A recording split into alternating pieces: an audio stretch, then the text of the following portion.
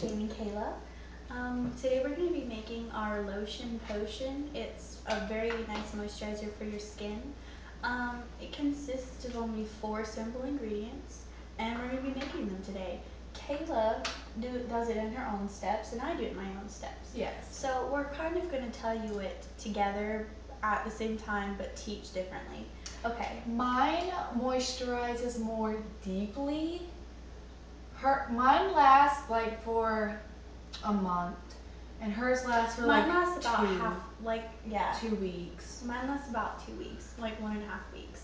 Mine is a temporary one that's for like if you have somewhere to go in a couple of days, this is what you put on if you want flawless skin. Yes. Okay.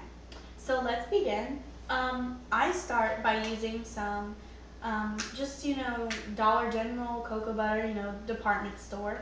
I squeeze about a good tablespoon or so. I use the body lotion with vitamin E with jojoba and cocoa butter. Second, and how much do you put in yours? I forgot. I think about a teaspoon. Yeah. You need spoons. I just eyeball it. Yes. Okay. Next, I put about 2 teaspoons of apple pear body butter.